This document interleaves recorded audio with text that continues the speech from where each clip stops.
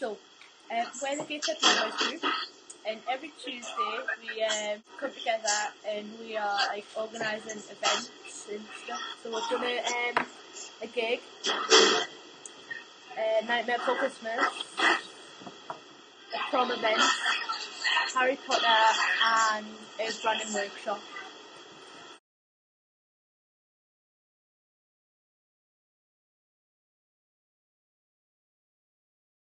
In previous interviews, that your inspiration from wonder came from your youngest son's frightened reaction to sitting beside a little girl with a facial anomaly in an ice cream bar, which was coincidentally followed by hearing the Natalie Merchant song Wonder on the radio.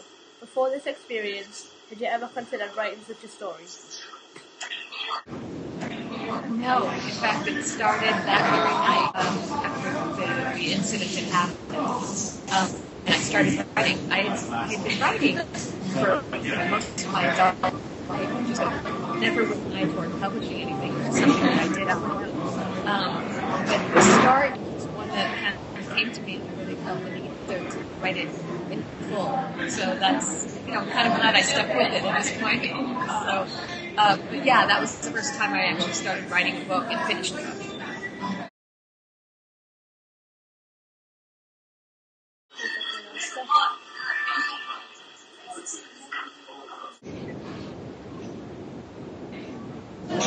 Now, I'm in book publishing, so I know how hard it is to actually get a book to find an audience. It's not that easy. And so when the fact that this book is, the fact that I'm Skyping with you guys, for instance, is just an unexpected privilege and a pleasure, because I never really thought that it would take off like this. So it's been wonderful, and thank you everybody for supporting it. It's been great, but unexpected. Yeah.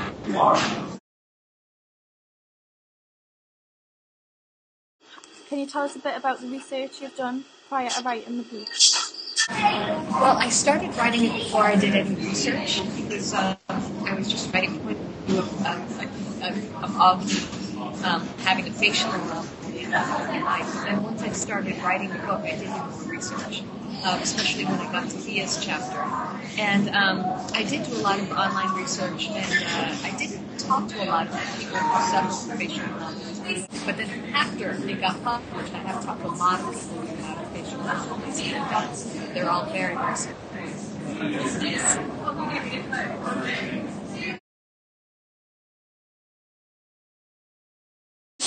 I don't know if you've heard about how you've been compared to the curious instrument's dog in the nighttime, and I've read that from a literature coursework, and I was wondering, have you been approached by anybody about representing charities or with regards to facial anomalies? I have been. I've been approached by several organizations here in Britain and a couple of organizations in the United States.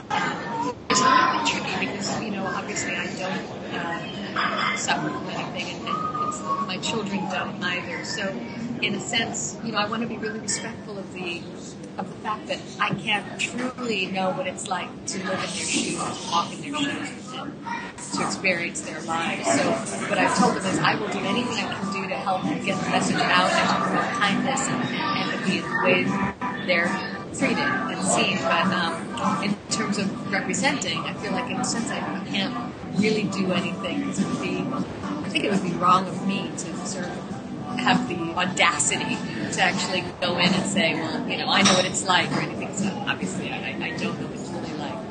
But I have definitely been approached with women, and I am there for them whenever they want me, whatever I can do to help promote understanding and awareness, I'll be there. And so far, I think they're going to take me up my offer. We'll see. I don't know what's going to happen, but we'll see.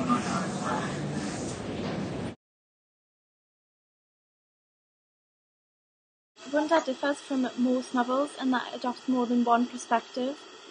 This, from my point of view as a reader, was fantastic because I could see, the point of view of many characters. But from your point of view as the author, what was your reason and the benefits of using many different characters' perspectives? In the beginning, I thought that I would end up switching different perspectives. I'm really curious about Thea's character. I really wanted to explore what she was feeling a little bit. And I realized that I would never be able to do that if I stayed in from Augie's perspective, so I would definitely have to like venture out of his perspective in order to sort of get what was going on inside Via's head. And then once I went to Via, I just wanted to see, okay, what was Jack Earl thinking when he did that horrible thing at Halloween? Like, what's his point of view? Because I knew that he had, he's a good kid, and he obviously did something wrong he felt badly about, but, I wanted to sort of follow through his line of thinking. So I opened it up to multiple perspectives with one rule, that if I did do that, I would have to tell the narrative. I would have to keep telling Augie's story and never let it get to be someone else's story. So in a sense, that's why I didn't include Julian. There's one chapter from Julian's point of view. Julian, I realized as a character, he really wasn't interested in getting to know Augie. So in a sense, he had nothing to tell or add to the story. So that's why he's not in the book at all.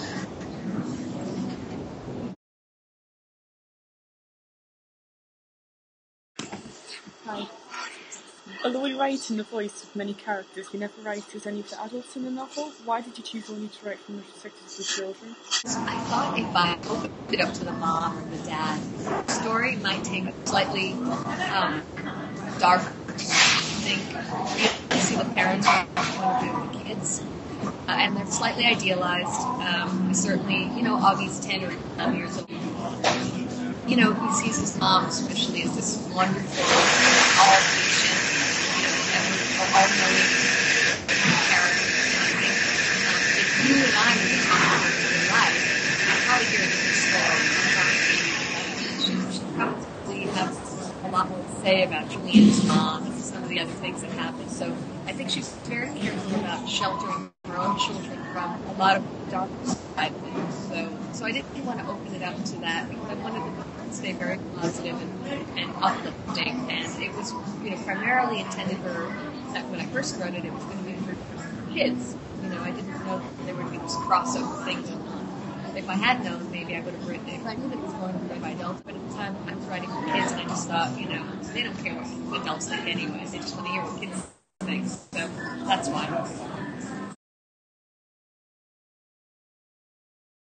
Which characters did you immediately know how to be part of August's world?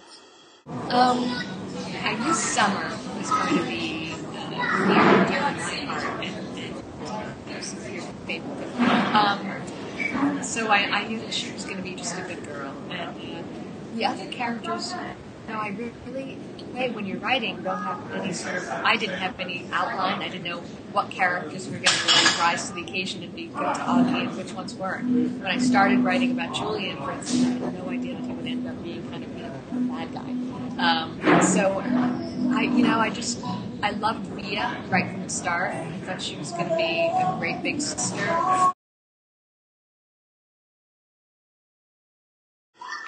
As you've already touched on, August is based on a little girl that you saw in an ice cream parlour. Are there any other characters based on people you know, or are any of the stories based on experience you or other people have had?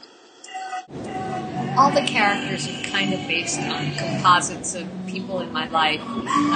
The mom in the book is very much like me. The dad is exactly like my husband. Augie himself is very much a mix between my older son and a friend of his. And all the characters are kind of composites like that of either kids that I know now or kids that I knew when I was growing up. And certainly a lot of the stories are drawn from life. When Jack finds a sled in the park, remember that old broken down sled that he fixed and he was so proud of it. That happened to me when I was in junior high school. Certainly we just got a dog named Bear. So he ended up in the book, he looks just like the dog in the book does. So a lot of the things that happened in the book, certainly a dog dying, something that a lot of people experience, and my husband and I, we lost our dog a while ago. So a lot of things that definitely are drawn from real life. Also, in terms of the setting, the Beecher Prep Academy is very much based on my son's school. So, and I started writing it when he was about 11 years old, 12 years old. He had just finished the 5th grade, and I started writing the book. So that whole middle school, changing lunch tables, friends betraying each other. That whole middle school world of being 13 years old was very, very much, very much alive in me because I had just gone through it with my older son. So it was very, very fresh in my mind. A lot of the stories that happened in the book happened, my son and his best friend, my son let his best friend copy his homework once, and they both got in trouble. My son covered for his best friend, so that ended up in the book, and things like that, definitely. Back when my older son read it, he liked it, but he was appalled at how many things were just like real life. And the fact is, I didn't even bother to change the names of a lot of the teachers. He was afraid that his teacher was going to read this because, there's a Miss Rubenstein in his class, ends up in the book, and she's called Miss Ruben. Not a big departure. So he's kind of a little nervous about all his teachers reading the book. So.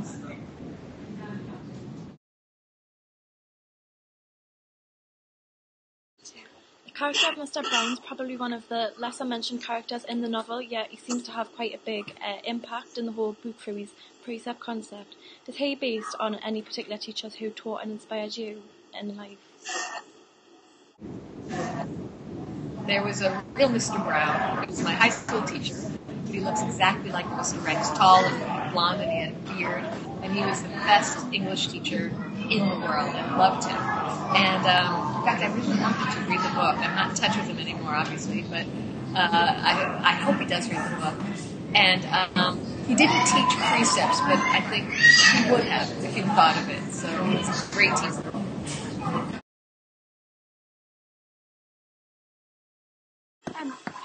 Although you have worked in graphic design and book publishing, you've said writing a book is something that you've always wanted to do. Is there a reason that you've waited this long to start your career as an author? And what's your favourite part about being an author now? Sometimes it's hard to find the time to write. I mean, especially if you have a job, which I do. I have a different job. And then I have 2 children, and they take my time. And so it's kind of hard to, unless you really put your mind to it, to start and finish a book. Starting a book isn't hard, but finishing it is hard. So I think that's why it took so long. I just was never really motivated to really do what you need to do to write a book, just put in the time. Until this happened with the little girl in the ice cream store. And I for some reason, I was just compelled to finish this story. And I think sometimes you just have to wait for the timing to be right. And the time was right for me to start writing this book. So that's why I did that.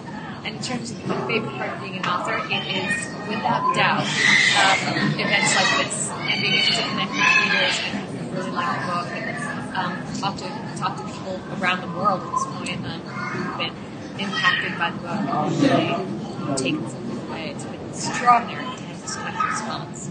So, thank you.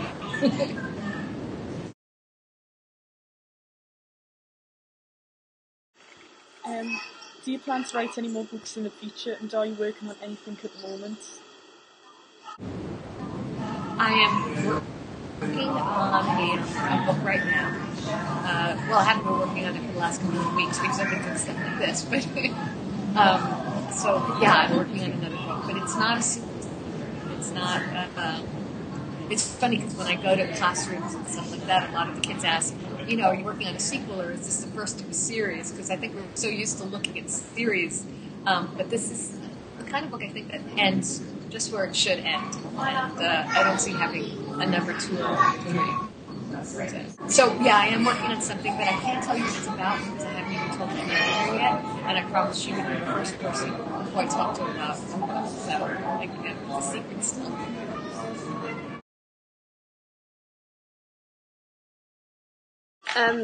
I've got a question about the precepts. I really liked them at the end because I thought it reflected the whole story. It kind of showed you what path they went on towards the end. And according to Mr. Brown, they're about the rules about really important things. So do you have one that you want to share with us, or that you favour out of all of them?